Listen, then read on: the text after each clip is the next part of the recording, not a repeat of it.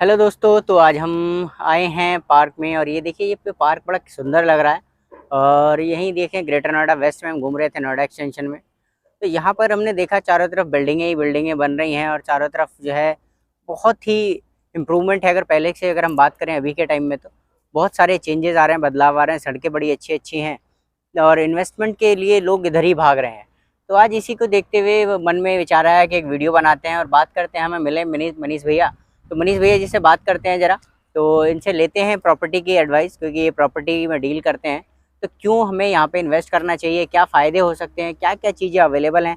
तो बात करते हैं मनीष जी से और मनीष जी से कुछ एडवाइस लेते हैं अगर हमें इन्वेस्टमेंट करनी है, अपने लिए घर लेना है, मकान बनाना, उसके से रिलेटेड। तो आइए मिलते हैं मनीष जी से। तो मनीष जी कैसे हैं आप? मैं बहुत बढ़िया हूँ सर। आप कैसे हैं भैया? बढ़िया मनीष जी। तो मनीष जी जैसे कि अभी हम सोच रहे थे, अभी हम आए और आप मिले यहाँ पे हमें। और पार्क में अगर अब हमने देखा बड़े ही सुंदर पार्क है ये और आसपास का एरिया काफ़ी डेवलप हो रहा है ग्रेटर नोएडा में। और जैसे कि आजकल हम देख रहे हैं लोग दिल्ली से, गाजियाबाद से, सारी जगह से लोग यहीं भाग रहे हैं। Greater Noida west, Noida extension में इन्वेस्टमेंट करनी है। क्या ऐसा रीज़न है, क्या ऐसी चीज़ आ गई है जिसकी वजह से लोग इधर ही ज़्यादा भाग रहे हैं? सर मैं थोड़ा सा ब्रीफ करूँगा ग्रेटर नोएडा के वेस्ट के बारे में। तो 2008-9 में इसकी स्थापना हुई और उस समय बिकॉज ये जो लैंड है ग्रेटर नोएडा वेस्ट की आपकी, ये 3600 हेक्टेयर में, बस 3600 हेक्टेयर में फैली हुई लैंड है जिसमें ग्रेटर नोएडा वेस्ट बनाया गया।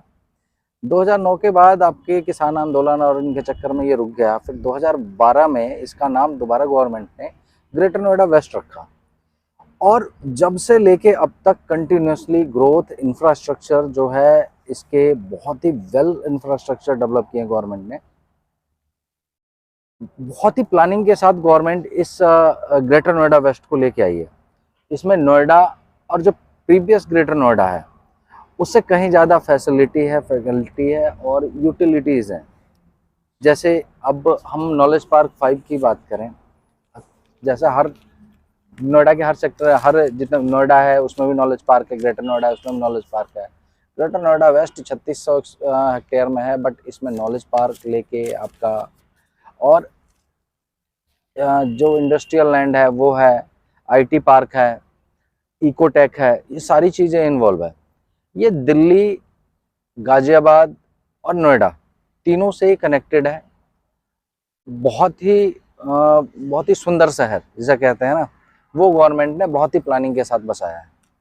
तो मनीष जी ये बताइए कि अगर जैसे हम इन्वेस्ट अगर करते हैं तो लोग इधर ही भाग रहे हैं और भाग रहे हैं, तो उनको एप्रिसिएशन ऐसा क्या दिख रहा है, क्या फायदा मेजर दिख रहा है जिसकी वजह से, क्या एप्रिसिएशन का वैल्यू क्या बढ़ रहा है, या क्या इन्वेस्टमेंट जो कर रहे हैं उसमें कितना ग्रोथ आ रहा है? क्या बताऊं, मैं बताऊंगा। अमेजिंग ग्रोथ है यहाँ पे। 2012 से अब तक अगर हम बात करेंगे, क्योंकि 12 में फंक्शनल हुआ ग्रेटर नोएडा वेस्ट में काम, 12 से अगर हम 22-23 तक की बात करें तो 20 टाइम्स का यहाँ पे अप्रिसिएशन है। अगर किसी ने 5 लाख रुपए उस समय लगाए हैं तो आज वो 1 करोड़ रुपए की प्रॉपर्टी हो चुकी है। इतना ज़्यादा अप्रिसिएशन इंडिया में आई थिंक, मतलब जो नॉर्मल लोग हैं उनके लिए कहीं भी नहीं हुआ।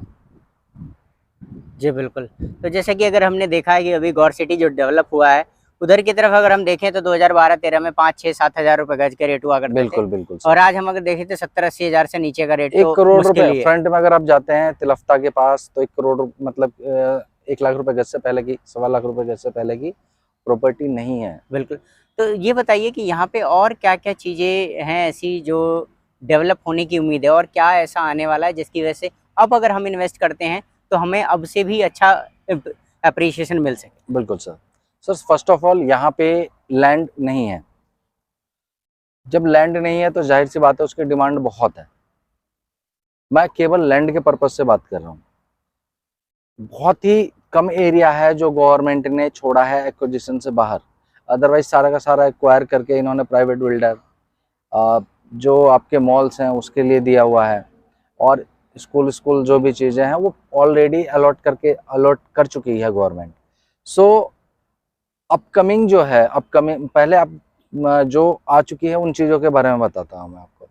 हम चलते हैं गौर सिटी जो 4 मूर्ति है वहाँ से ले लीजिए। तो सबसे बड़ा मॉल जो है गौर सिटी मॉल बन के तैयार हो चुका है। उसके बाद आते हैं हम तो गैलेक्सी जो प्लाजा है वो बन गया है। लंदन मार्ट बन चुका है, साया का प्रोजेक्ट बन चुका है। गौर सिटी से लेके आपके एक मूर्ति तक कंटिन्यूसली 12 मॉल, जिसमें हॉलीडे इन जो 5 स्टार होटल है वो भी बन चुका है। तो यहाँ का डेवलपमेंट एक अलग लेवल पे हो रहा है। नेक्स्ट एक मूर्ति से आगे चलते हैं तिलफ्ता तक। तिलफ्ता तक है ये, तो तिलफ्ता तक भी सेम कॉन्सेप्ट है। अगर इस कॉन्सेप्ट से गवर्नमेंट डेवलप कर रही है, आपने जैसे देखा तो आप एक मूर्ति से 2 गोल चक्कर आएंगे आगे, तो वहाँ पे देखा होगा आपने स्कूल जो का जोन है, 7 स्कूल आने हैं जिसमें से 5 ऑलरेडी आ चुके हैं, वो आज लोग देख सकते हैं आके। तो हम तो 2012-13 से कह रहे हैं कि भाई यहाँ पे ये चीज़ आएंगी, ये चीज़ आएंगी, बट ठीक है, लोगों को समझने में भी टाइम लगा और आज जब आ चुकी है तो चीज़ें महंगी हो चुकी हैं। अच्छा, जैसे कि अभी आपने एक टर्म यूज़ किया फ्री होल्ड और अथॉरिटी, तो इन दोनों में क्या डिफरेंस है और कौन सा लेना बेहतर रहेगा? सर बेहतर तो हमेशा अथॉरिटी ही है, बिकॉज अगर आपके पास पैसा है तो आप अथॉरिटी में चले जाइए, ज़्यादा अच्छा है। फ्यूचर की जो होती है कि भाई सड़क नहीं बनी और चाहे सीवर से रिलेटेड प्रॉब्लम, वो अथॉरिटी में नहीं होती है। बट फ्री होल्ड इन्वेस्टमेंट के पर्पज से ज़्यादा बेटर है आई थिंक, बिकॉज 95% जो हमारे इंडिया की पॉपुलेशन है वो कहीं ना कहीं मिडिल क्लास और लोअर मिडिल क्लास से बिलोंग करती है। तो उनके पास इतने पैसे नहीं है कि वो 80,000 रुपये मीटर, 90,000 रुपये मीटर की लैंड ले पाए। वो बेचारे 15,000 रुपये, 18,000 रुपये, 20,000 रुपये गज की ज़मीन लेते हैं और वहाँ पे अपना घर बना लेते हैं। तो अपने आशियाने के लिए या फिर ग्रोथ के लिए, बिकॉज 80,000 रुपये मीटर की आप लैंड लेते हैं अथॉरिटी में, तो उसमें ग्रोथ कितना होगा? अगर 5 साल में होगा 1,60,000 रुपये हो जाएगा, 2 लाख हो जाएगा, इससे ज़्यादा तो जा नहीं सकता। बट 15,000 रुपये की चीज़ सेम टाइम, और उसके बायर और सेलर 95% लोग हैं, तो 95% जिस तरफ होंगे तो रेट तो उधर ही इंक्रीज होगा। ठीक है सर। तो फ्री होल्ड में थोड़ा सा ही होता है, एक तो आपका रजिस्ट्री मोटेशन ये चीज़ें हो जाती हैं, ज़मीन आपके नाम पे हो जाती है। फ्री होल्ड में मोटेशन नहीं, अथॉरिटी में मोटेशन नहीं होता, और ये केवल 99 ईयर की लीज पे गवर्नमेंट देती है एज ए टर्म। सो एक तरफ है कि 99 ईयर, दूसरी तरफ है कि वो हमेशा हमेशा के लिए आपकी हो गई। तो free hold is the better option I think.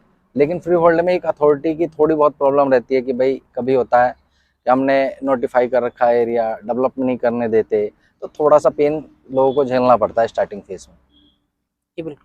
तो Manish ji, as a conclusion कैसे हमें काफ़ी बात हुई, तो कुछ और ऐसा टिप देना चाहेंगे जिससे लोग इन्वेस्टमेंट करें, यहाँ आएँ, देखें, विजिट करें, या फिर अगर इनकेस अगर मान लीजिए हम ऐसा कुछ है जो अगर आपसे कोई बात करना चाहे, मिलना चाहे, तो क्या आप कुछ ऐसा नंबर या कुछ प्रोवाइड कर सकते हैं जिससे कि आपसे मिलके वो सलाह ले सके? सर बिल्कुल, आप इस पर नंबर डाल दीजिएगा। मैं एडवाइजरी, हमारी फ्री ऑफ कॉस्ट होती है, हम किसी को एडवाइस देने के कोई पैसे नहीं लेते, उसके पेपर वेपर चेक करवाने के भी कहीं से कहीं तक हम पैसे नहीं लेते अगर कोई हमसे पूछेगा।